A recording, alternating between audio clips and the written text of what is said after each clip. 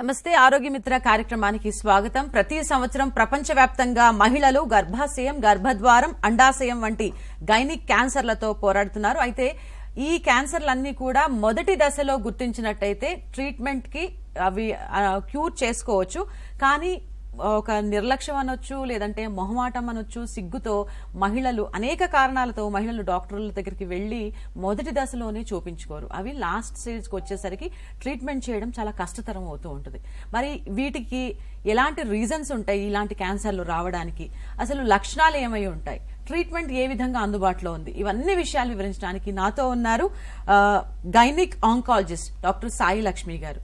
Doctor తో మాట్లాడి మీకు ఏమైనా డౌట్స్ ఉండి క్లారిఫై చేసుకోవాలి అంటే స్క్రీన్ మీద ఉన్న నంబర్స్ కి కాల్ చేసి మాతో మాట్లాడొచ్చు. హలో అండి, welcome to T-SAT. Thank you. Gynaec కి సంబంధించి క్యాన్సర్ల విషయంలో అనేక క్యాన్సర్లు రకరకాలుగా బయటపడుతున్నాయి. అసలు ఎన్ని రకాలు ఉన్నాయంటారు? లుక్ అండి, గైనకాలజీ అంటే యూటరస్, గర్భాశయము, యూటరస్ కింద భాగముని యూటరస్ ముఖద్వారం అంటాము, సర్విక్స్ అంటాము, దెన్ అండాశయాలు యూటరస్, వెజైనా, దెన్ బయట ఉన్న లిప్స్ దగ్గర ఏరియాని వల్వా అంటాము. ఈ 5 క్యాన్సర్లు లేడీస్కి వచ్చే గైనకలాజికల్ క్యాన్సర్స్. ఓకే, అంటే మొదటి దశలోనే గుర్తిస్తే అవన్నీ ట్రీట్ చేయడం కూడా ఈజీ, వాళ్ళ లైఫ్ స్పాన్ కూడా పెరుగుతుంది. కానీ ఎలాంటి కారణాలతో మహిళలు డాక్టర్ దగ్గరికి వెళ్ళడానికి మొహమాటంగా ఫీల్ అయ్యి వాళ్ళు వెళ్ళట్లేదంటారు? అసలు మెయిన్లీ భయము. వెళ్తే ఇప్పుడు ఏం చెప్తారు, ఎన్ని రకాల టెస్ట్లు రాస్తారు, దానికి ఎన్ని వేల ఖర్చు అవ్వబోతుంది, అండ్ బానే ఉన్నాను, ఏదో చిన్న తేడాగా అనిపిస్తుంది, ఇది తగ్గిపోతుందేమో. సో మోర్ దెన్ నిర్లక్ష్యము, ఐ థింక్ ఇట్ ఈస్ భయం అండి. హాస్పిటల్కి రావాలి అంటే భయము. ఇప్పుడు నేను రోజు డాక్టర్గా హాస్పిటల్కి రోజు వెళ్తాను, బట్ పేషెంట్కి ఎప్పుడన్నా వెళ్ళాలి అంటే నాకు భయం వేస్తుంది. అమ్మో రేపు వెళ్దాంలే, ఎల్లుండి వెళ్దాంలే, వచ్చే వారం వెళ్దాంలే. సో ఆ భయం మూలంగా పోస్ట్పోన్మెంట్ అవుతుంది. ప్రాబ్లం పోదు, బట్ ప్రాబ్లం ముదురుతుంది, పెరుగుతుంది. పెరిగాక ఇక వాళ్ళకి అర్థమవుతుంది, అమ్మో ఇప్పుడు వెళ్ళకపోతే ఇంకేదో పెద్దగా ఏదో అయ్యేలాగా ఉంది అని. సో హాస్పిటల్స్ అంటే భయము, డాక్టర్స్ అంటే భయము, వెళ్తే ఇంకేమేం రోగాలు డయాగ్నోస్ అవుతాయో అని భయము. అండ్ లాస్ట్ థింగ్, హాస్పిటల్కి వెళ్తే ఎన్నేసి మందులు, ఎన్నేసి టెస్ట్లు రాసి ఇంకెంతెంత ఖర్చు అయిపోతుందో అని భయం. ఓకే, భయం కారణంగానే వీళ్ళు వెళ్ళట్లేదంట. మెయిన్లీ అదొక్కటే కారణం అనట్లేదు, బట్ మెయిన్లీ భయం. ఓకే, ఇప్పుడు భారతదేశంతో పోలిస్తే ఇతర దేశాల్లో కూడా క్యాన్సర్లు మనం వింటూనే ఉన్నాం. మరి అక్కడికి ఇక్కడికి పర్సంటేజ్ చూస్తే ఎక్కడ ఎక్కువగా ఉంది? ఇప్పుడు మన దగ్గర అయితే మహిళలు భయంతో, మొహమాటంతో మొదటి దశలో డాక్టర్ దగ్గరికి వెళ్లి చూపించుకోవడానికి అనేక మంది, పర్సంటేజ్ వైజ్ గా చూసుకుంటే చాలా మంది వెళ్ళట్లేదు. అది కొంచెం ముదిరిన తర్వాతే డాక్టర్ల దగ్గరికి వెళ్తున్నారు. మరి ఇతర దేశాలతో పోలిస్తే అక్కడ ఎక్కువ ఉందా, మన దేశంలో ఎక్కువ ఉందా? లేడీస్కి వచ్చే గైనకలాజికల్ క్యాన్సర్స్ చూస్తే మనకి 10 రెట్లు ఎక్కువ చూస్తున్నాము. 10 రెట్లు ఆల్మోస్ట్. ఎస్పెషలీ గర్భసంచి ముఖద్వారము, సర్విక్స్ అంటాము. ఆ క్యాన్సర్ అయితే మీకు అబ్రాడ్లో చాలా 100లో 1000 మందిలో 3 4 చూస్తాము. మన దేశంలో 100లో 12 మందికి చూస్తున్నాము. So the incidence in India is far high అండి. సింపుల్, మీరు కానీ సే ఇంగ్లాండ్లో ఉన్నారు, యూకేలో ఉన్నారు, ప్రతి 3 ఏళ్లకి ప్యాప్ స్మియర్ చేపించుకోవాలి. అది కంపల్సరీ. అది మీరు చేయించుకోకపోతే మీ డాక్టర్ వాళ్ళ రిజిస్టర్లోంచి మిమ్మల్ని తీసేస్తారు. బికాస్ 3 ఏళ్లకు ఒకసారి వాళ్ళు మీకు లెటర్ పంపిస్తారు, ప్యాప్ స్మియర్ టైం అయింది చేయించుకో, రిమైండర్ పంపిస్తారు. 3ఓసారి వెళ్ళకపోతే నర్స్ ఇంటికి వస్తుంది, అమ్మ నువ్వు ఎందుకు రాలేదు ప్యాప్ స్మియర్కి, ఈ స్మియర్ ఇది చేస్తే మీకు క్యాన్సర్ రాదు కదా. బికాజ్ మీరు ఆలోచిస్తే కూడా ప్యాప్ స్మియర్ చేయటానికి మనీ చాలా తక్కువ అవుతుంది, అదే క్యాన్సర్ వచ్చాక ట్రీట్మెంట్కి చాలా ఎక్కువ అవుతుంది. సో వాళ్ళు ప్రివెన్షన్ పైన ఫోకస్ చేస్తారు.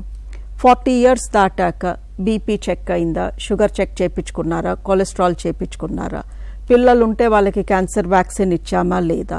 సో అక్కడ గవర్నమెంట్ మన వెనకాల పడి మరీ ఈ స్క్రీనింగ్ టెస్ట్ చేపిస్తుంది. బికాస్ స్క్రీనింగ్ చాలా తక్కువ కాస్ట్ అవుతుంది compared to treating a disease.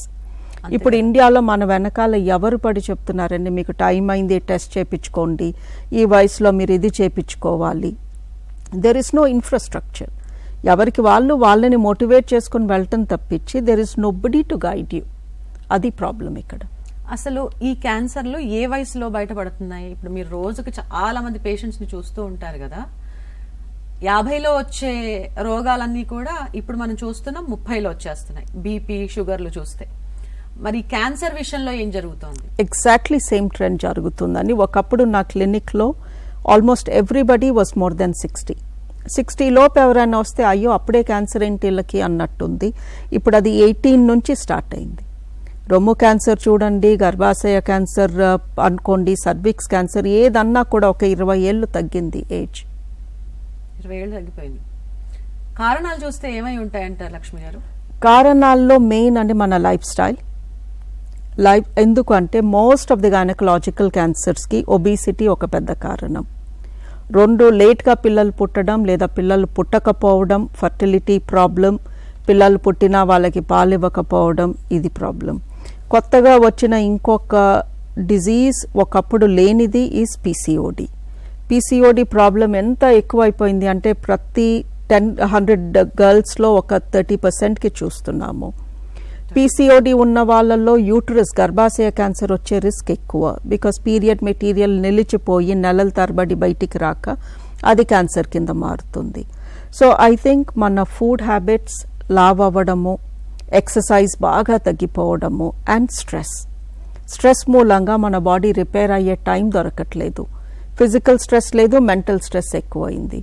So ఇవన్నీ కలిపేసి అండ్ తిన్న ప్రతిదీ కలుషితమే, తాగే నీరు పొల్యూటెడ్, పీల్చే గాలి పొల్యూటెడ్, దాంతోపాటు మన హ్యాబిట్స్ మారిపోయినాయి. బయట ఎక్కువ తింటున్నాము, ప్రాసెస్డ్ ఫుడ్ ఎక్కువ తింటున్నాము, and carbohydrate fat rich food ఈజీగా ప్యాకెట్స్లో దొరికేసేది తింటున్నాము, ఎప్పుడు పడితే అప్పుడు తింటున్నాము, తక్కువ పడుకుంటున్నాము, ఎలక్ట్రానిక్ గ్యాడ్జెట్స్కి అడిక్ట్ అవుతున్నాము. సో ఓవరాల్ ఇవన్నీ కూడా క్యాన్సర్కి కాంట్రిబ్యూట్ చేస్తున్నాయండి.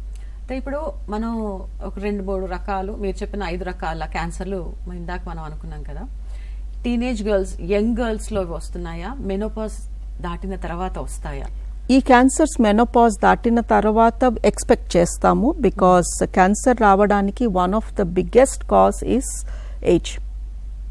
మన వయసు పెరిగే కొద్దీ మన బాడీ నెమ్మదిగా డ్యామేజ్ అయ్యి ఆ ఏజింగ్ ప్రాసెస్ మూలంగా సెల్స్, కణాలు పాడవుతాయి. ఆ పాడైన కణాలు క్యాన్సర్ కింద మారుతాయి. So age is a risk factor.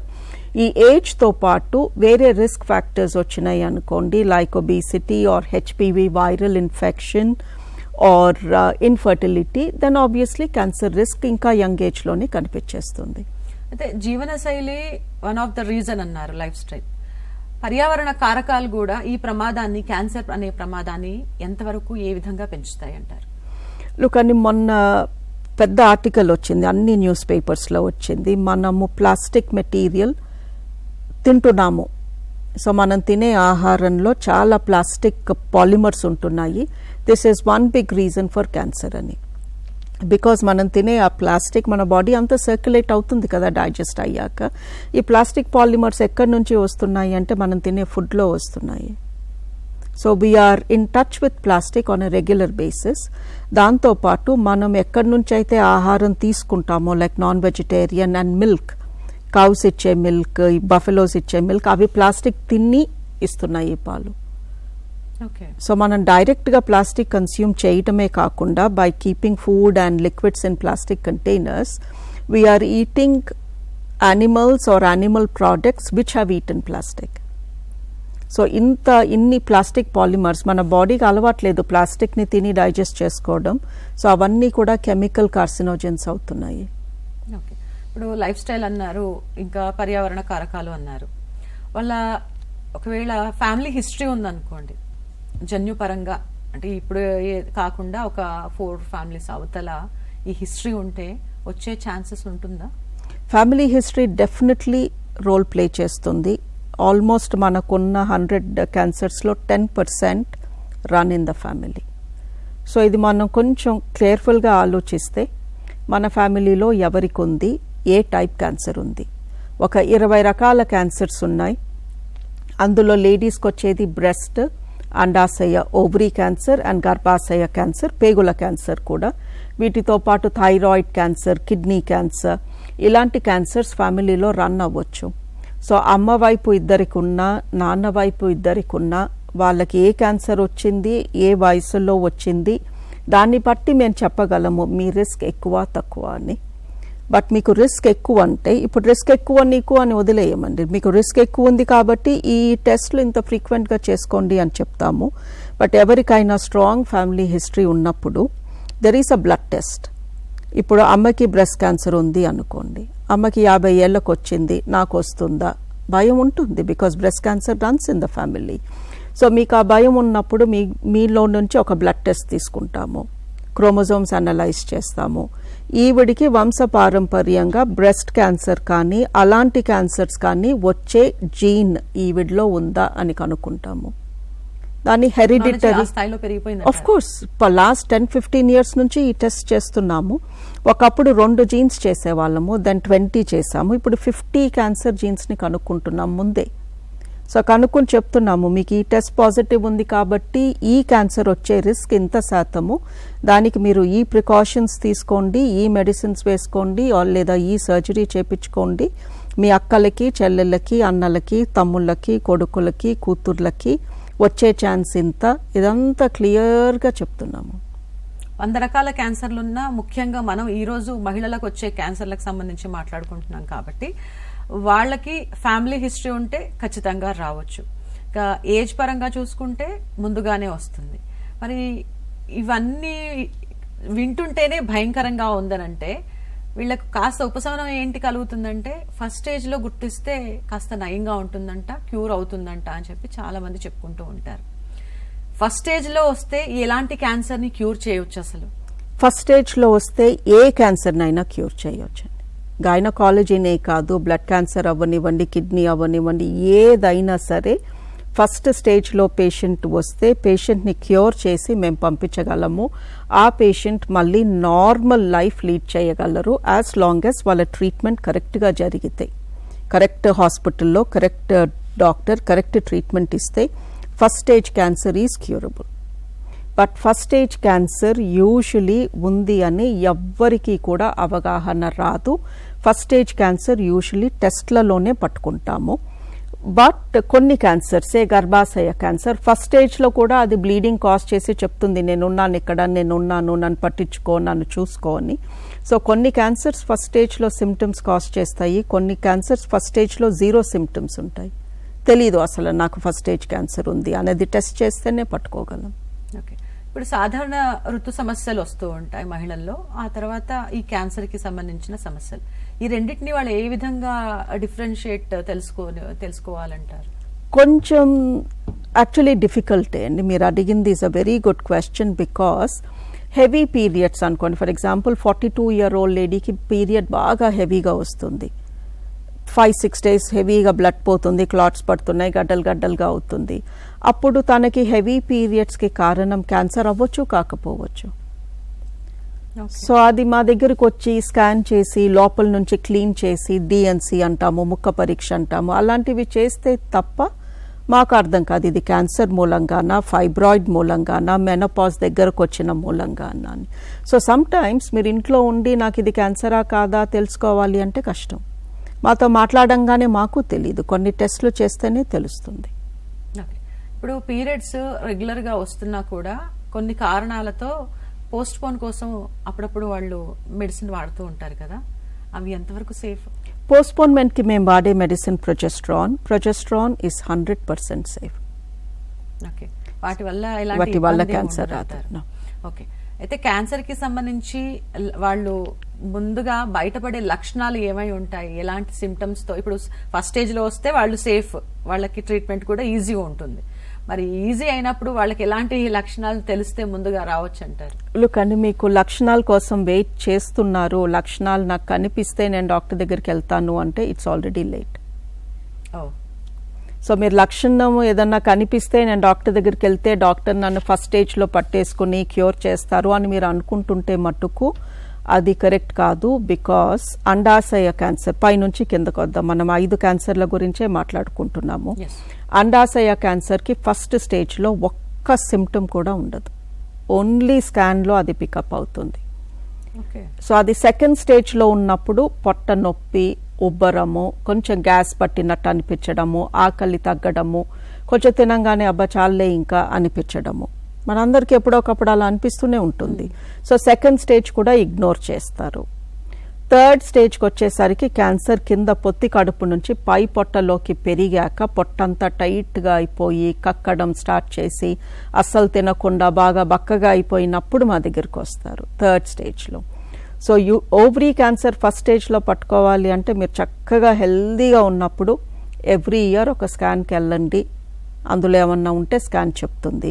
వారి స్కాన్కి ఎవ్రీ ఇయర్ వెళ్ళాక మిగతా 11 నెలలు మధ్యలో నాకు ఒవేరియన్ క్యాన్సర్ రాదా అంటే రావచ్చు. సో ఒవేరియన్ క్యాన్సర్ని పట్టుకోవడం కష్టం, దాన్ని సైలెంట్ కిల్లర్ అంటాము.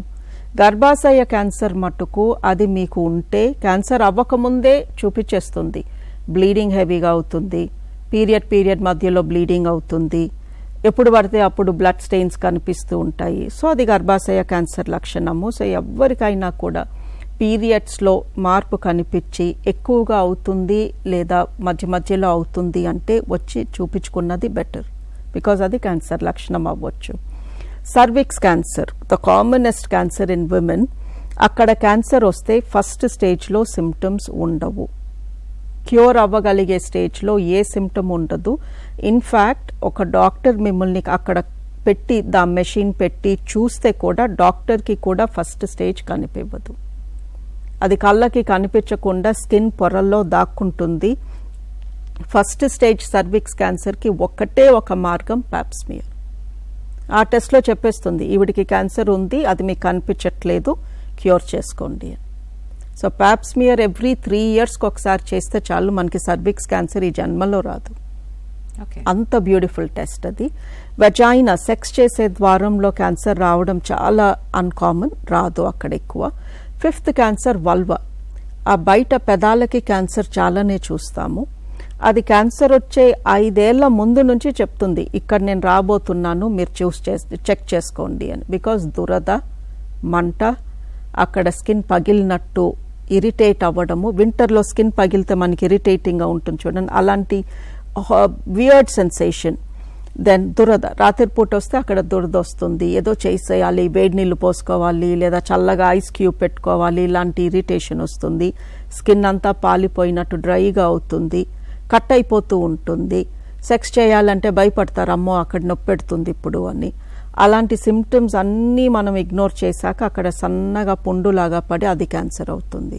సో ఈ గైనీ క్యాన్సర్స్లో కొన్నేమో ముందు పట్టుకోలేము టెస్ట్ చేయించుకుంటే తప్ప, కొన్ని చెప్తూనే ఉంటాయి నేను రాబోతున్నాను అని. సో యాజ్ ఎ స్త్రీ మనకు ఒక అవగాహన ఉండాలన్న బాడీ రొటీన్గా ఎలా ఉంటుంది, నా రొమ్ము రొటీన్ షేప్ ఏంటి, సైజ్ ఏంటి, ఎక్కడ మెత్తగా ఉంటుంది, ఎక్కడ గట్టిగా ఉంటుంది, రొటీన్గా చెక్ చేసుకుంటూ ఉండాలి.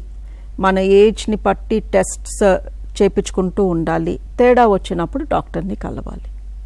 అంటే స్క్రీనింగ్, ఇప్పుడు మ్యామోగ్రామ్ అనేది, ప్యాప్స్మియర్ అనే టెస్ట్లు ఎంతవరకు సేఫ్ అంటారు? ఇప్పుడు రేడియేషన్ అని భయపడి కూడా వెళ్ళని ఆడవాళ్ళు ఉన్నారు, వాళ్ళకి ఏం చెప్తారు మీరు? అసలు ఎంతవరకు రేడియేషన్ ఉంటుంది? రేడియేషన్ అని భయపడి ఎవరైనా మ్యామోగ్రామ్ చేయించుకోకపోతే నేను అర్థం చేసుకుంటానండి. యూజువల్లీ చేయించుకుంది ఎందుకంటే ఆ ప్లేట్ పెట్టి ఒత్తుతారు, నాకు నొప్పి పుడుతుంది అని. సో యూజువలీ మనం లేడీస్ అమ్మో ఎందుకు భయపడుతున్నారు అందుకు భయపడుతున్నారు అని ఒక్కొక్కసారి సిల్లీగా అనిపిస్తుంది. ఒక అర సెకండ్ నొప్పిగా ఉన్నందుకు ఒక టెస్ట్ చేయించుకోకపోతే అక్కడ క్యాన్సర్ వస్తే పెద్దగా కోసి ఇన్నేసి కుట్లేస్తాం, అది నొప్పి పెడుతుంది కదా. బట్ ఆన్సరింగ్ యువర్ క్వశ్చన్, మ్యామోగ్రామ్లో కొంచెం రేడియేషన్ బాడీలోకి వెళ్తుంది, మీరు అన్నది కరెక్టే. Mammogram is not 100% safe. But ఒక ఏజ్ వచ్చాక బ్రెస్ట్ క్యాన్సర్ రిస్క్ ఎక్కువ అవుతుంది మనకి. 40 దాటాక బ్రెస్ట్ క్యాన్సర్ రిస్క్ ఎక్కువ. సో 40 దాటాక ఎవ్రీ 2 yearsకి ఒక మ్యామోగ్రామ్ చేయించుకోమంటున్నాం. Because risk of breast cancer is more than the risk of radiation. నాకు అసలు రేడియేషనే వద్దు అంటే ఎంఆర్ఐ స్కాన్ చేసుకోవచ్చు బ్రెస్ట్కి. The problem is MRI expensive అవుతుంది. So as a balance every 2 yearsకి ఒకసారి మ్యామోగ్రామ్ చేసుకోమంటాము. మధ్యలో రిస్క్ ఎక్కువ ఉన్న వాళ్ళకి అల్ట్రాసౌండ్ ఒకసారి చేసుకోమంటాము once a year. But most importantly self breast examination. మిమ్మల్ని మీరు ప్రతి నెల చెక్ చేసుకుంటూ ఉంటే చిన్న తేడాను కూడా మీరు పట్టుకోగలరు.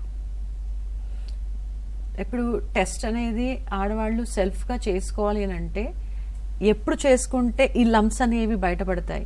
మెన్స్ట్రల్ పీరియడ్ తర్వాతనా, మెన్సెస్ అవుతున్న మధ్యలోనా, లేదు వాళ్ళకి మెన్సెస్ వస్తాయి అనుకున్నప్పుడు వాళ్ళు టెస్ట్ చేసుకోవాలా? ఎప్పుడు?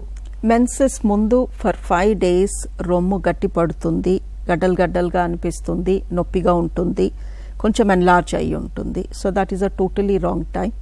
మెన్సెస్ అయిపోయి వాళ్ళ ఆఖరి డే అన్నప్పుడు actually the woman knows breast మెత్తపడింది, కొంచెం నొప్పి తగ్గింది అని. That is the correct time.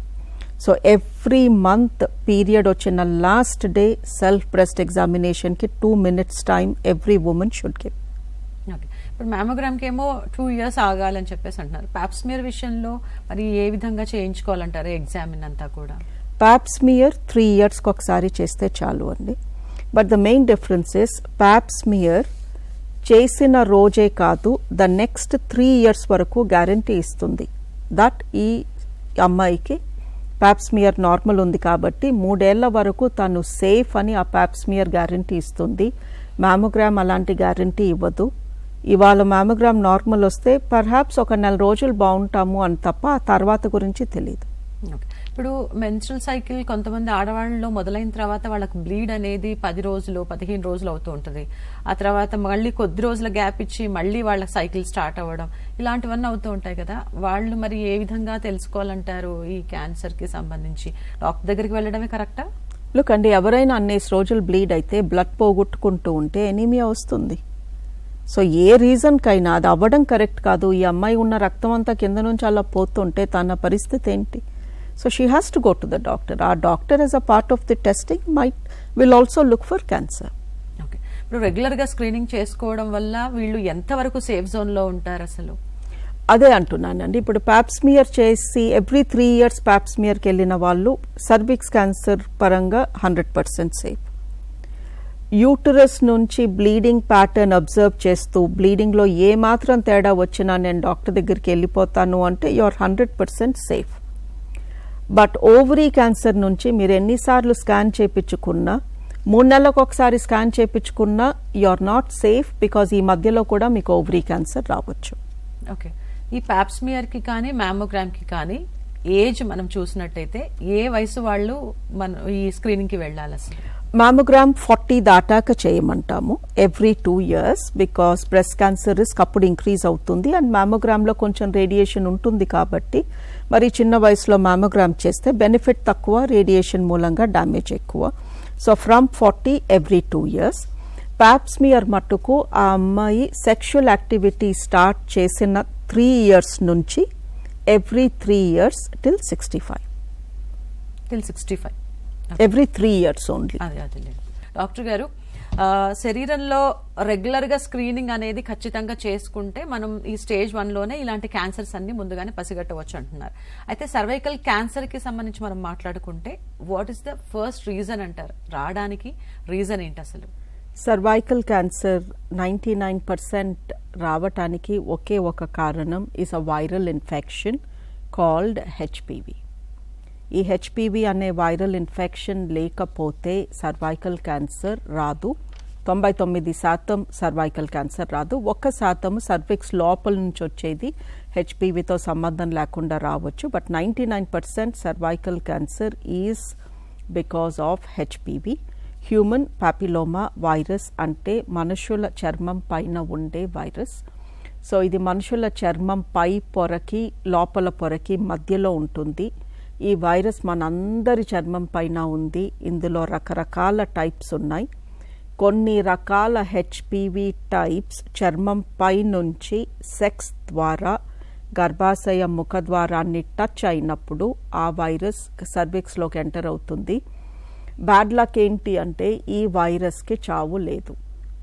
మిగతా ఎన్ని బ్యాక్టీరియాలు, వైరస్లు, ఫంగస్లు, మైక్రో ఆర్గానిజమ్స్ ఏవైనా కూడా బతుకుతాయి, బతికిన తర్వాత చనిపోతాయి. బట్ ఈ వైరస్ 2 పిల్లలుగా చనిపోతుంది, బైనరీ ఫిషన్.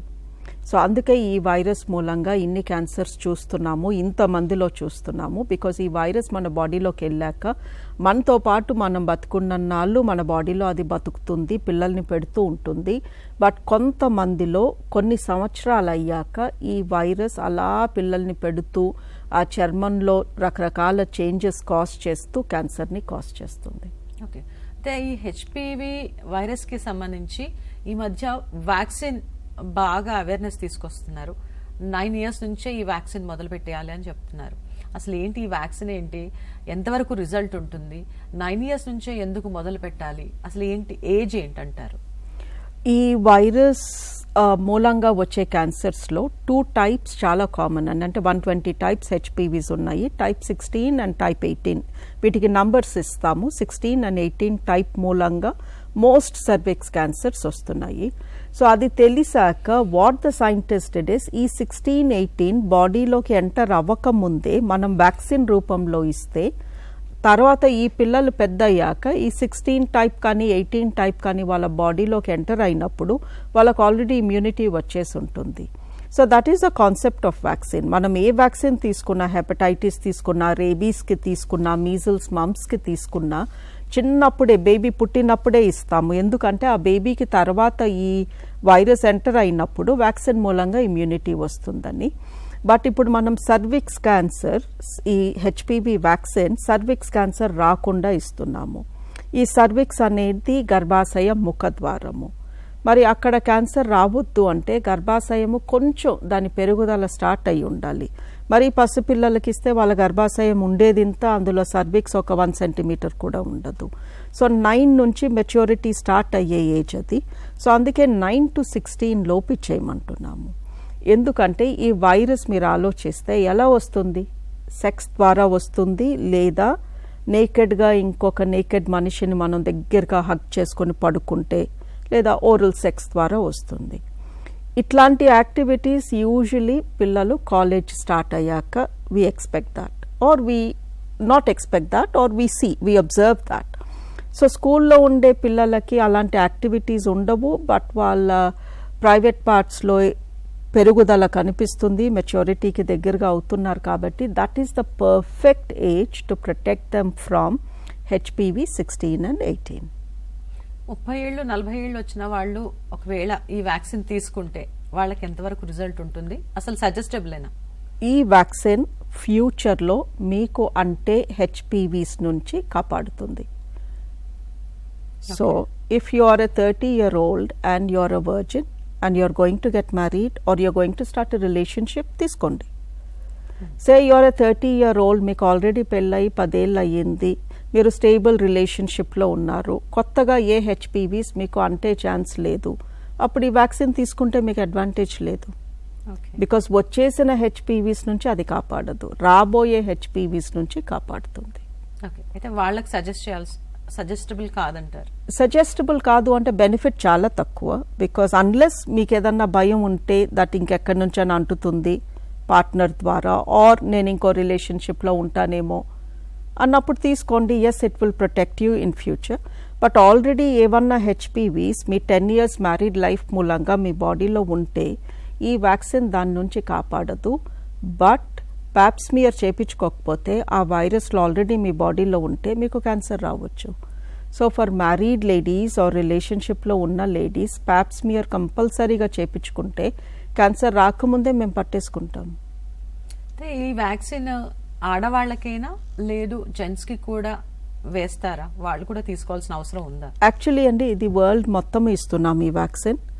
18 years నుంచి డెవలప్డ్ కంట్రీస్ అన్నీ ఇస్తూనే ఉన్నాయి. అండ్ ఈ వైరస్ ఓన్లీ లేడీస్కే కాదు, జెంట్స్కి కూడా క్యాన్సర్స్ కాజ్ చేస్తుంది. ఇన్ఫ్యాక్ట్ ఈ వైరస్ మూలంగానే సగము నోటి క్యాన్సర్స్, గొంతు క్యాన్సర్స్ అండ్ కొన్ని ఊపిరితిత్తుల క్యాన్సర్స్ కూడా, బికాస్ ముద్దు పెట్టుకోవడము, ఓరల్ సెక్స్ ద్వారా కూడా ఈ వైరస్ మన గొంతులోకి నోట్లోకి వెళ్తుంది. సో మగవాళ్ళకి ఆడవాళ్ళకి ఇద్దరికీ ఈ వ్యాక్సిన్ ఇవ్వాలి. బట్ ఎవరికి ఎక్కువ క్యాన్సర్ వస్తుంది దీని మూలంగా అంటే లేడీస్కి. సో మీరు ప్రయారిటైజ్ చేయాలి, నా దగ్గర ఇంతే డబ్బు ఉంది లేదా ఇన్నే వ్యాక్సిన్స్ ఉన్నాయి, నేను ఎవరికి ఇవ్వాలి అంటే ఆడపిల్లలకి ఇవ్వండి. లేదు నాకు సరిపడా ఉంది నేను ఇద్దరికి ఇవ్వగలను అంటే ఖచ్చితంగా ఇద్దరికి కూడా ఇచ్చేయండి. డోసుల విషయానికి వస్తే వాళ్ళ వయసును బట్టి ఇచ్చే డోసు ఉంటుందా, ఏ విధంగా ఉంటుంది? వయసును బట్టి అండి. 15 ఏళ్లలో పిల్లలకి ఎక్స్పోజర్ తక్కువ, వేరే వాళ్ళతో వాళ్ళు ఇంటిమేట్గా ఉండడం అనేది జరగదు కాబట్టి 2 doses ఆర్ ఇనఫ్. 6 నెలల తేడాతో 2 doses ఇస్తే వాళ్ళకి లైఫ్ లాంగ్ ప్రొటెక్షన్ ఉంటుంది. బట్ 15 years దాటాక వేరే వాళ్ళతో ఇంకొంచెం ఇంటిమసీ పెరుగుతుంది అండ్ వాళ్ళలో ఇమ్యూనిటీ కూడా కంపారిటివ్లీ తక్కువ ఉంటుంది కాబట్టి 3 doses అంటాము. ఇప్పుడు ఇస్తే మళ్ళీ 2 నెలలకు ఒక డోస్ ఇచ్చి మళ్ళీ 6 నెలలకు ఇంకొక డోస్ ఇవ్వాలి. ఇక పాప్స్మియర్ గురించి మనం ఎపిసోడ్ మొదట్లోంచి మాట్లాడుతూనే ఉన్నాం. ఎంతవరకు ఇది ట్రస్టబుల్ అన్న ఒక ప్రశ్న వస్తే మీరేం చెప్తారు? 100%. మంచి హాస్పిటల్లో మంచి టెక్నాలజీతో మంచి డాక్టర్తో మీరు చేయించుకుంటే 100% దీన్ని నమ్మొచ్చు. ఎందుకు మంచి టెక్నాలజీ అంటున్నాము అంటే ఇప్పటికీ ఇండియాలో చాలామంది గాజు పెంకల పైన కన్వెన్షనల్గా చేస్తారు ఈ టెస్ట్.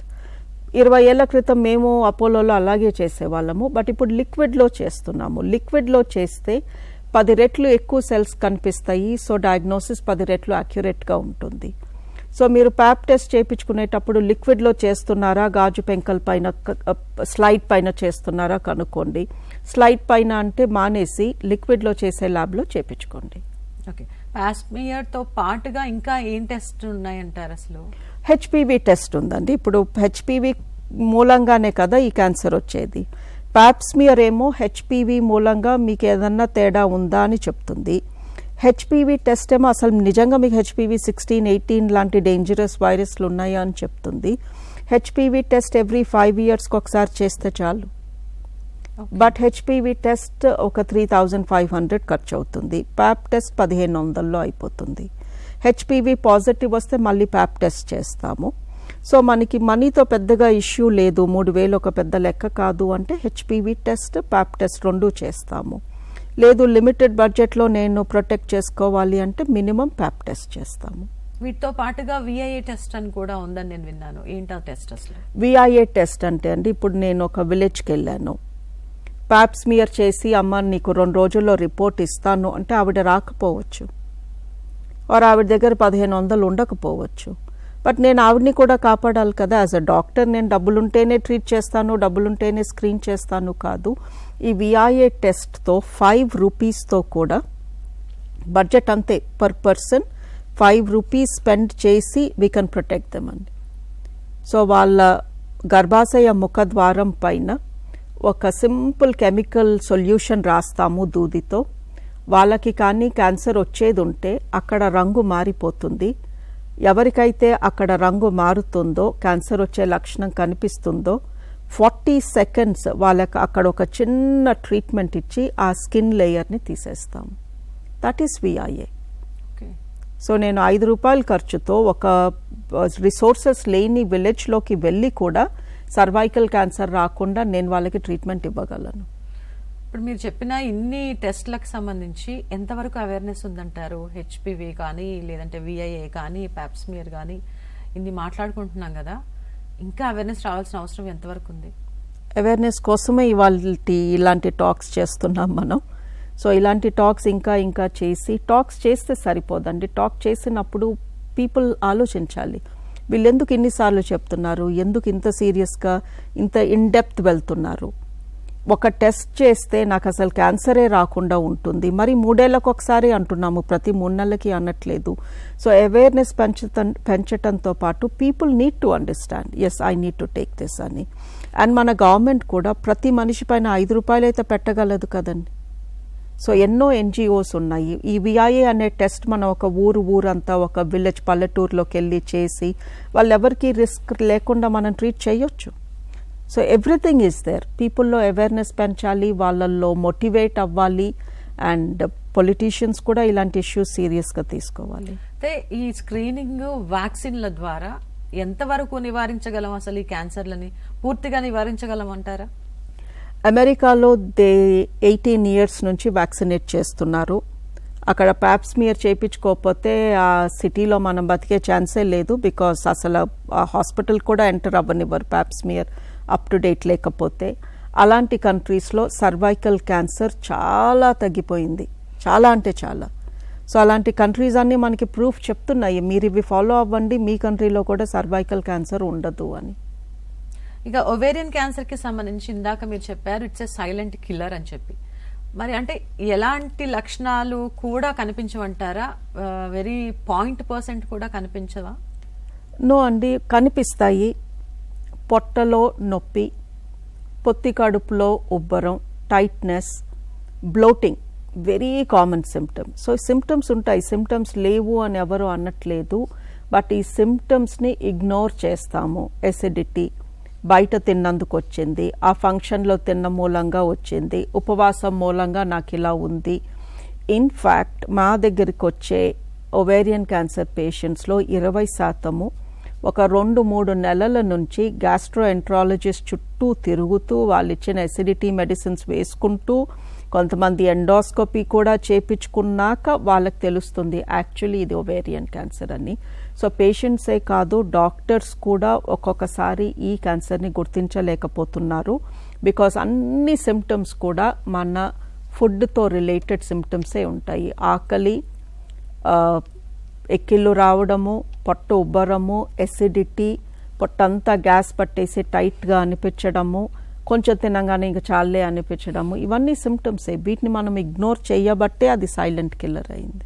అంటే ఇవన్నీ కూడా నిజంగా మీరు చెప్పినట్టుగా ఏదో బయట తిన్నావనో, లేదంటే ఫాస్టింగ్ ఉన్నావనో, లేదంటే పలానా ఫుడ్ తింటే పడట్లేదో అందుకోసమనే ఈ కడుపు ఉబ్బరంగా ఉంది, గ్యాస్ పట్టేసిందని చెప్పేసి చాలా వరకు అంటుకుంటూ ఉంటారు. మరి ఎలాంటి టెస్ట్లు ఉన్నాయి? ఇందాక మనం మాట్లాడుకున్న పాప్స్మియర్ లాంటివి ఏమైనా అందుబాటులో ఉన్నాయా? అల్ట్రాసౌండ్ స్కాన్ అండి. పెల్విక్ స్కాన్ చేపించుకుంటే ఈ ఓవరీసే కాదు, యూట్రస్ కనిపిస్తుంది, ఇంకొంచెం పైకి వెళ్తే లివర్, స్ప్లీన్, పేగులు, అపెండిక్స్, కిడ్నీలు, బ్లాడర్, మగవాళ్ళల్లో ప్రాస్టేట్. సో ఒక్క అల్ట్రాసౌండ్ స్కాన్ అబ్డమెన్, పొట్ట స్కాన్ ఒక్కటి మీకు పైనుంచి రిప్స్ నుంచి పెల్విస్, హిప్స్ వరకు మొత్తం చూపిస్తుంది. 1500-2000 కూడా ఉండదు ఈ టెస్ట్. ఈ అల్ట్రాసౌండ్ అంత మోస్ట్ బ్యూటిఫుల్ టెస్ట్ ఇంకోటి లేదు. Cheap, best and very informative. And ఇందులో రేడియేషన్ లేదు. It is extremely safe. తెలిసిపోతుంది అంటారా? అందులో తెలుస్తుందండి. లావుగా ఉన్న వాళ్ళలో ఒక్కొక్కసారి కనిపించకపోవచ్చు పైనుంచి పొట్ట లోపల వరకు.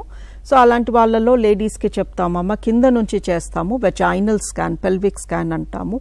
పెల్విక్ స్కాన్లో ఎలాంటి ఒవేరియన్ క్యాన్సర్ ఉన్నా, ఎంత చిన్నదున్నా పట్టుకోవచ్చు. ఈ ఒవేరియన్ క్యాన్సర్లో కడుపు ఉబ్బరంగా ఉంది, లేదంటే తిన్నది అరగట్లేదనో, ఆకలేయట్లేదనో, అంటే ఎన్ని రోజుల్లో ఇలా ఉంటే వాళ్ళు డాక్టర్ దగ్గరికి వెంటనే వెళ్ళిపోవాలంటారు? అంటే గ్యాస్ట్రోఎంట్రాలజిస్ట్ దగ్గరికి వెళ్తున్నారు, మీ ఇలాంటి క్యాన్సర్ ట్రీట్ చేసే డాక్టర్ దగ్గరికి, ఆంకాలజిస్ట్ దగ్గర కూడా వెళ్ళాల్సిన అవసరం ఎన్ని రోజులు చూసి ఇంకా వెళ్ళిపోవాలంటారు? There is something called 3-week rule అండి. ఇది అన్ని క్యాన్సర్స్కి వర్తిస్తుంది. మీకు ఏదన్నా బాడీలో సిమ్టమ్ కనిపిస్తుంది, ఏదో తేడా చేసింది, 3 weeks అయ్యింది, ఆ తేడా ఇంకా పోలేదు అంటే అది క్యాన్సర్ అయి ఉండొచ్చు. ఆఫ్ కోర్స్ ఒక్కొక్కసారి మీరు కింద పడ్డారు, ఎల్బో స్ప్రెయిన్ అయ్యింది, 3 weeks తర్వాత కూడా నొప్పిగా ఉంది. ఇక్కడ కారణం క్లియర్గా తెలుస్తుంది కాబట్టి 3-week రూల్ అప్లై కాదు. బట్ ఏదన్నా ఎక్కడన్నా బ్లడ్ కనిపిస్తుంది, లేదా ఎక్కడన్నా నొప్పిగా ఉంది, లేదా దగ్గు, లేదా గొంతు నొప్పి, ఇలాంటివి 3 వారాలైనా సరే మీరు నయం అవ్వట్లేదు అంటే it could be cancer. Okay. BRCA 1 and 2 జన్యు మార్పులు క్యాన్సర్ ప్రమాదాన్ని ఎలా పెంచుతాయంటారు? BRCA 1 అంటే BR is breast, CA is cancer. Breast cancer gene 1 and 2 ఇది వంశపారంపర్యంగా వచ్చే జీన్. ఈ జీన్ కానీ మీ ఫ్యామిలీలో ఉంటే ఖచ్చితంగా అమ్మ వైపు కానీ నాన్న వైపు కానీ యూ విల్ సీ క్యాన్సర్స్. రొమ్ము క్యాన్సర్, అండాశయ cancer, pancreas cancer, prostate cancer మగవాళ్ళలో you will see this.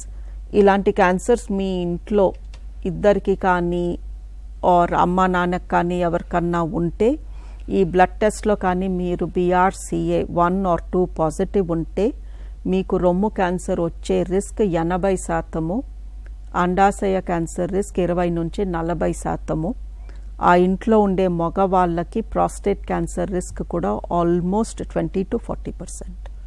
Family history ఉన్న వాళ్ళు ఏ వయసులోనే వాళ్ళు ఈ స్క్రీనింగ్ స్టార్ట్ చేస్తే మంచిదంటారు?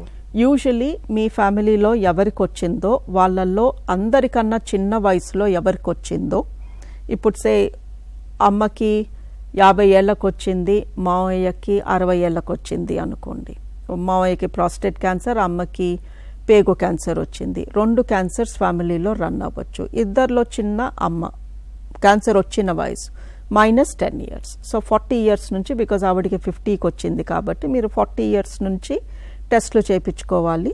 బట్ ఈ లోపే ఈ హెరిడిటరీ క్యాన్సర్ జీన్ టెస్ట్ చేయించుకుంటే మీకు మీ అమ్మ నుంచి అది వచ్చిందో లేదో ముందే కనుక్కొని చెప్పగలము. ఈ జీన్ టెస్ట్లు అవసరం అంటారు ఫ్యామిలీ హిస్టరీలో ఉన్న వాళ్ళకి? అంటే ఎంతవరకు బయటపడిపోతాయి ఖచ్చితంగా ఈ జీన్ టెస్ట్ చేస్తే వీళ్ళ హిస్టరీలో ఉంటే ఆ క్యాన్సర్లు బయటపడిపోతాయా? లుక్ అండి, మన క్రోమోజోమ్స్ పుట్టినప్పటి నుంచి మారవు. సేమ్ క్రోమోజోమ్స్, అమ్మ నుంచి వచ్చిన ఎగ్, నాన్న నుంచి వచ్చిన స్పర్మ్తో మనకు వచ్చిన ఈ 46 క్రోమోజోమ్స్ లైఫ్ అంతా ఒకటే ఉంటాయి కదా. సో ఈ క్రోమోజోమ్స్లో క్యాన్సర్ జీన్ ఉందా లేదా టెస్ట్ చేస్తాం కాబట్టి ఆ టెస్ట్లో తేడా అనేది జరగదు. ఇప్పుడు మీకు హెరిడిటరీ క్యాన్సర్ జీన్ పాజిటివ్ ఉంటే లైఫ్ అంతా పాజిటివ్ ఉంటారు, మీ ప్రతి కణంలో ఆ పాజిటివిటీ ఉంటుంది. So the gene tests are very accurate. Okay, uterine cancer గురించి కూడా చెప్పండి డాక్టర్ గారు.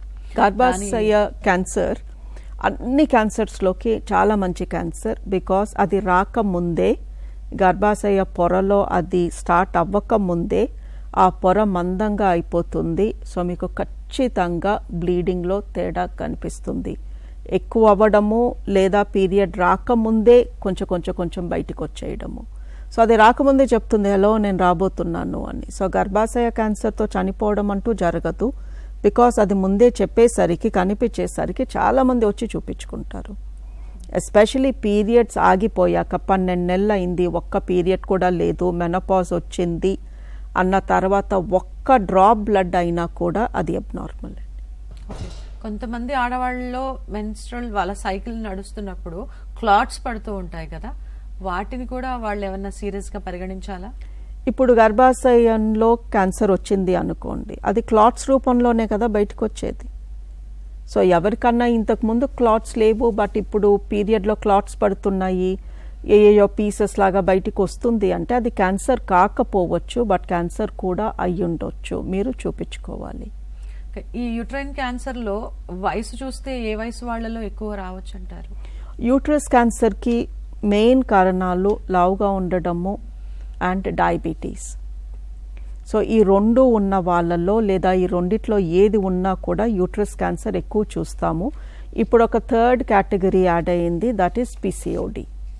సంవత్సరంలో కనీసం 3-4 పీరియడ్స్ కూడా రాని అమ్మాయిలు చాలామంది ఉంటున్నారు. లాస్ట్ పీరియడ్ ఎప్పుడు అంటే 6 నెలల క్రితం, 8 నెలల క్రితం అని చెప్తున్నారు. వీళ్ళల్లో పీరియడ్ అప్పుడు బయటికి రావాల్సిన మెటీరియల్ అంతా యూట్రస్లో పేరుకుపోయి అది ఉబ్బిపోయి కుళ్ళిపోయి క్యాన్సర్ అవుతుంది. ఇలాంటి కేసులు ఈ మధ్యన చాలా చూస్తున్నాము. హార్మోనల్ ఇంబ్యాలెన్స్, ఆ తర్వాత ఇంకా ఓవర్ వెయిట్ అయితే మీరు చెప్పేశారు. ఓవర్ వెయిట్ అనేది అనేక రోగాల్లో అది మెయిన్ కారణం అయిపోతుంది. హార్మోనల్ ఇంబ్యాలెన్స్ ఈ క్యాన్సర్ ప్రమాదాన్ని ఏ విధంగా పెంచుతుందంటే ఏం చెప్తారు? Hormone oestrogen, progesterone. Oestrogen, progesterone మన ఓవరీస్లో నుంచి బయటకు వస్తాయి. ఈస్ట్రోజన్, ప్రొజెస్ట్రాన్ లేకపోతే మనకి అండం రిలీజ్ కాదు, పీరియడ్ రాదు. ఈస్ట్రోజన్ ఓవరీస్ నుంచి వస్తుంది, బాడీలో ఉన్న కొవ్వు నుంచే వస్తుంది. ప్రొజెస్ట్రాన్ ఓవరీస్లో నుంచే వస్తుంది. సే ఫర్ ఎగ్జాంపుల్ నా బాడీలో కొవ్వు ఎక్కువ ఉందనుకోండి, దెన్ నా బాడీలో ఈస్ట్రోజన్ కంటెంట్ పెరిగిపోతుంది. కొవ్వు నుంచి ప్రొజెస్ట్రాన్ రాదు కాబట్టి ఈస్ట్రోజన్ రేషియో పెరిగిపోతే ఈస్ట్రోజన్ మూలంగా వచ్చే క్యాన్సర్స్ అన్నీ పెరిగిపోతాయి. బ్రెస్ట్ క్యాన్సర్కి, గర్భాశయ క్యాన్సర్కి ప్రధానమైన కారణం oestrogen excess. So hormone imbalance ఉన్నప్పుడు ఆబ్వియస్లీ రొమ్ము క్యాన్సర్ ఎక్కువ చూస్తాము, గర్భాశయ క్యాన్సర్ ఎక్కువ చూస్తాము. ఓకే, ఇప్పుడు రొమ్ము క్యాన్సర్కి సంబంధించి కూడా వాళ్ళు ఏ విధమైన జాగ్రత్తలు పాటించాలంటారు? ముందుగానే సేఫ్ జోన్లో ఉండాలంటే, ఇప్పుడు ప్రారంభ దశలో వస్తే వాళ్ళు సేఫ్గానే ఉంటారు కదా, సో ఇలాంటివి స్టేజ్ 1లో ఎలా ఉంటుంది, స్టేజ్ 4కి వచ్చేసరికి ఏ విధమైన చేంజ్ ఉంటుంది? స్టేజ్ 1 రొమ్ము క్యాన్సర్ అంటే రొమ్ములో ఉన్న గడ్డ 2 సెంటీమీటర్ల కన్నా చిన్నగా ఉండాలి. అలాంటి గడ్డని పట్టుకోవాలి అంటే మీకు మీ బ్రెస్ట్, మీ మొహం ఎంత బాగా తెలుసో మీ రొమ్ము కూడా అంత బాగా తెలిసి ఉండాలి. బికాజ్ 2 సెంటీమీటర్లు అంటే అంత పెద్దది కాదు. ఒక చిన్న గోళీకాయ కన్నా చిన్న గడ్డ మీ రొమ్ములో వచ్చినప్పుడు మీరు దాన్ని పట్టుకుంటే తప్ప మీకు తెలియదు మీకు స్టేజ్ 1 క్యాన్సర్ ఉందని. ఆబ్వియస్లీ డాక్టర్ దగ్గరికి నెల వెళ్ళి ఎవరు రొమ్ము చెక్ చేయించుకోరు. సో ప్రతి స్త్రీ తన రొమ్ముని కనీసం 2 to 5 minutes once in a month spend చేసి చెక్ చేసుకుంటే ఫస్ట్ స్టేజ్లో పట్టుకోవచ్చు. సెల్ఫ్ ఎగ్జామినేషన్ 2 సెంటీమీటర్లు దాటితే అది స్టేజ్ 2 అయిపోతుంది ఆల్రెడీ. ఓకే, స్టేజ్ 4లో ఏ విధమైన మార్పులు ఉంటాయి, అసలు ఏ విధమైన సిమ్టమ్ బయటపడుతుంది? ఇంకా వాళ్ళకి అంటే పెయిన్ ఉంటుందా, లేదు వాళ్ళు చాలా లీన్ అయిపోతారా, ఎట్లా ఉంటుంది? కొంతమంది స్టేజ్ 4లో కూడా వాళ్ళని చూస్తే మీకు ఎక్కడ ఏమీ తేడా ఉండదు, దే ఆర్ ఫైన్. కొంతమంది స్టేజ్ 4లో ఇక బాగా స్కెలిటల్ లాగా అయిపోయి మొత్తం బాడీలో అంతా షేప్ అవుట్ అయిపోతుంది. యా, సో స్టేజ్ 4 అంటే రొమ్ము దాటి వేరే ఆర్గన్స్లోకి, లివర్లోకో లంగ్లోకో బోన్స్లోకో వెళ్ళింది అని. సో ఎక్కడికి వెళ్ళిందో దాన్ని బట్టి ఉంటాయి సిమ్టమ్స్. ఓకే, ఇంకా యూట్రస్కి సంబంధించి మీరు చెప్పారు ఇట్స్ అ సేఫ్ క్యాన్సర్, ఉన్న వాటిల్లో ముందుగానే తెలిసిపోతుందని చెప్పేసి. అంటే అది రాకుండా ఉండటానికి, అంటే అది వచ్చే ముందు చెప్తుంది నేను వస్తున్నానని, అసలు రాకుండా ఉండటానికి వీళ్ళు జాగ్రత్తలు తీసుకుంటే ఇంకా మంచిది కదా. ఇలాంటి ఈ ఎగ్జామినేషన్లు, ఇంజెక్షన్లు, ఈ ట్రీట్మెంట్లు ఇవి ఏ బాధ ఉండకుండా ఉండాలంటే మనం జాగ్రత్తగా ఉండాలి కదా. నివారించడానికి ఏ విధమైన చర్యలు తీసుకోవాలి? యూట్రస్ క్యాన్సర్ని ప్రొజెస్ట్రాన్ అనే మందు ప్రొటెక్ట్ చేస్తుంది. ఇప్పుడు మనం ఎంతసేపు లావుగా ఉంటే క్యాన్సర్ వస్తుంది, డయాబెటీస్ ఉంటే యూట్రస్ క్యాన్సర్ రావచ్చు ఇలా చెప్తున్నాము. బట్ మా డైలీ ప్రాక్టీస్లో కొంతమంది లావుగా ఉండరు, వాళ్ళకి షుగర్ ఉండదు, స్టిల్ వాళ్ళకి గర్భాశయ క్యాన్సర్ వస్తుంది. సో ఎవరికైతే గర్భాశయ క్యాన్సర్ వచ్చే ఛాన్సెస్ ఉన్నాయో, లేదా గర్భాశయ క్యాన్సర్ నాకు రావద్దు, నేను లావుగా లేను, నాకు షుగర్ లేదు, స్టిల్ నేను రిస్క్ తీసుకోదలుచుకోలేదు అంటే there is a beautiful medicine అండి. దీన్ని ప్రొజెస్ట్రాన్ ఇంట్రోయూట్రైన్ సిస్టమ్ అంటాము. సో రోజు టాబ్లెట్స్ వేసుకొని క్యాన్సర్ రాకుండా కాపాడుకోవడం ఎవరికైనా కష్టమే. సో ఈ ప్రొజెస్ట్రాన్ ఉన్న ఈ మెడిసిన్ని గర్భాశయంలోనే పెట్టేస్తాము. ఇది గర్భాశయంలో పెడితే అది 5 ఏళ్ల పాటు ఆ గర్భాశయంలో క్యాన్సర్ రాకుండా కాపాడుతుంది. అండ్ పక్కనే ఓవరీస్ ఉంటాయి కాబట్టి ఈ మెడిసిన్ మూలంగా ఓవరీ క్యాన్సర్ కూడా బాగా తగ్గిపోతుంది.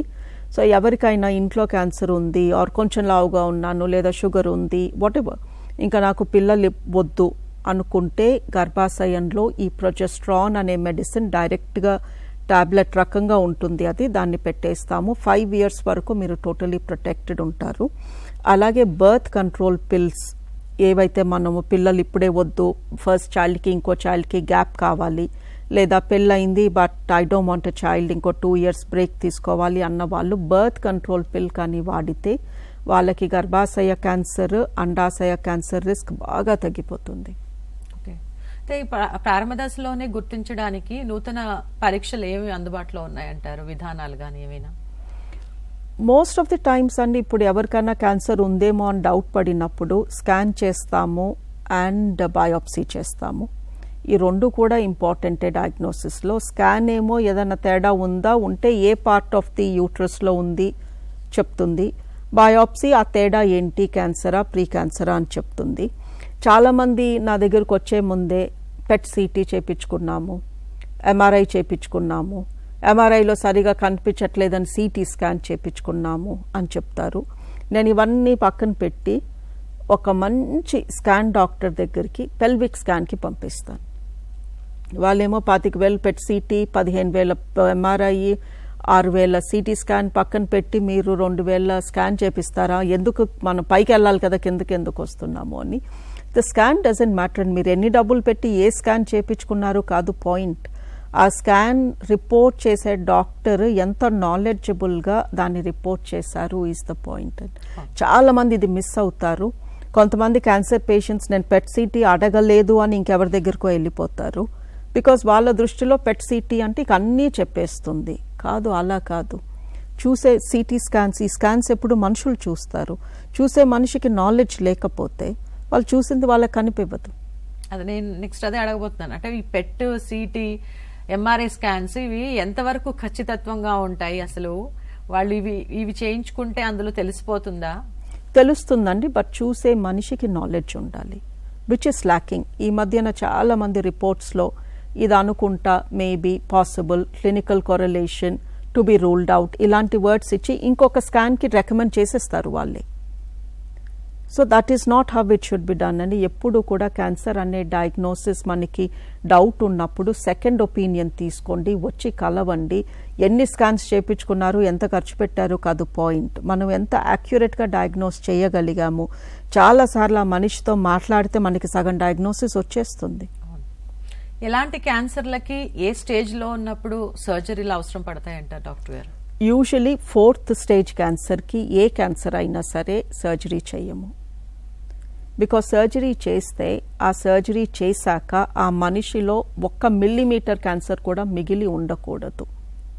సర్జన్కి అంత ఎంతూజియాజం ఉండాలి. నేను వెళ్ళి క్యాన్సర్ పేషెంట్కి ఆపరేషన్ చేశాక ఎక్కడా ఇక మిగలకూడదు. మిగిలేలాగా ఉంది, ఊపిరితిత్తుల్లో ఉంది, నేను అది తీయలేను, లివర్లో ఉంది, నేను అది తీయలేను అన్నప్పుడు సర్జరీ చేయొద్దు. కీమోథెరపీ ఇవ్వండి, రేడియేషన్ థెరపీ ఇవ్వండి, ఇమ్యూనోథెరపీ ఇవ్వండి, ఆ మనిషి నయం అవుతాడు. సో అన్నిటికీ సేమ్ ప్రిన్సిపల్ అప్లై చేయలేము. But first stage, second stage, కొన్నిసార్లు థర్డ్ స్టేజ్లో ఆపరేషన్ చేస్తే 99 to 100% క్యాన్సర్ పోతుంది. Then we will feel successful. Fourth స్టేజ్లో chemotherapy, it works. Robotic surgeries గురించి అయితే మనం ఈ మధ్య కాలంలో చాలా వింటున్నాం, చాలా అద్భుతాలు జరుగుతున్నాయని. మరి క్యాన్సర్ విషయంలో ఏం జరుగుతోంది? మా దగ్గర నేను ఆపరేషన్ చేసే గర్భాశయ క్యాన్సర్స్లో 90% రోబోటిక్ చేస్తాము. పేషెంట్ ఎఫర్ట్ చేయగలిగితే, ఇన్సూరెన్స్ ఉంటే, వాట్ ఎవర్. బికాస్ రోబోటిక్ సర్జరీతో అడ్వాంటేజ్ ఏంటి అంటే మాకు ఆ క్యాన్సర్ మ్యాగ్నిఫైడ్గా కనిపిస్తుంది. మేము వాడే ఇన్స్ట్రుమెంట్స్ చాలా ప్రిసైజ్గా, డెలికేట్గా ఉంటాయి. బ్లడ్ లాస్ తగ్గిపోతుంది. పేషెంట్కి నొప్పి చాలా మటుకు ఉండదు అనే చెప్పొచ్చు. అదే రోజు లేచి కూర్చుని చక్కగా భోంచేసి నడిచి నెక్స్ట్ డే ఇంటికి వెళ్ళిపోతున్నారు.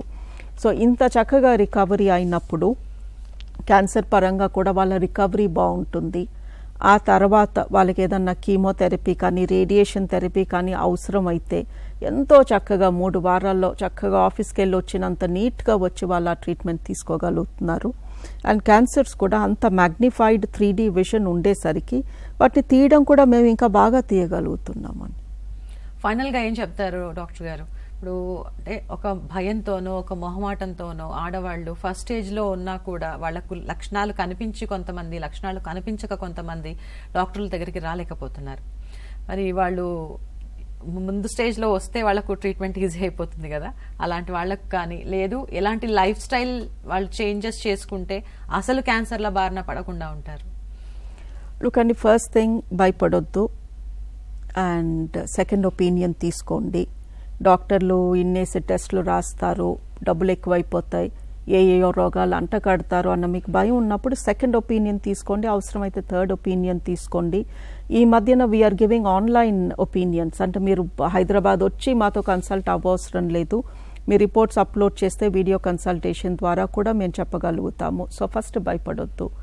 2, ఇది చిన్న దాన్ని పెద్దది చేసుకోవద్దు. అప్పుడు మీకే ఇంకా ఇంకా ట్రబుల్ అవుతుంది. ఇది ఎస్పెషల్లీ నేను రొమ్ము క్యాన్సర్ పేషెంట్స్లో చూస్తాను. చిన్నగా వాళ్ళకి తగిలినప్పుడు ఎవ్వరికీ చెప్పరు. 3 నెలలు అయ్యాక, అది బాగా పెద్దగా అయిపోయాక, రొమ్మంతా ఉబ్బిపోయి పస్కారే టైంలో అప్పుడు చెప్తారు. అప్పుడు ట్రీట్మెంట్ డబుల్ అవుతుంది, ఇంకా ఎక్స్పెన్సివ్ అవుతుంది. సో ఇంట్లో వాళ్ళందరికీ కోపం వస్తుంది, అందరూ సఫర్ అవుతారు. సో అలా చేయొద్దు. And lastly, screening tests are not expensive at all. మీరు మీ పైన ఒక 3 నుంచి 5,000 ఎవ్రీ 2 ఇయర్స్కి ఒక 3,000 to 5,000 మీ హెల్త్ పైన మీరు స్పెండ్ చేస్తే మీకు ఎక్కడన్నా ఏదన్నా రాబోతున్నా, ఏదన్నా డెఫిషియన్సీ ఉన్నా, ఏదన్నా తేడా క్యాన్సర్ అవ్వకముందే మేము పట్టుకోగలిగితే మళ్ళీ మీరు నార్మల్ అయిపోతారు. మా దగ్గర 3 నుంచి 5,000 లేవు అని మీరు అనొద్దు. బికాస్ ఖచ్చితంగా ఇంత అమౌంట్ ప్రతి స్త్రీ ఏ చీర పైనో ఇంకా దేనిపైనో స్పెండ్ చేస్తుంది. చేయకపోతే అట్లీస్ట్ మీ హెల్త్ కోసం మీరు స్పెండ్ చేయండి. బికాస్ మీరు బాగుంటే మీ ఇంట్లో అందరూ బాగుంటారు. నేను ఒక స్త్రీల క్యాన్సర్ స్పెషలిస్ట్ని.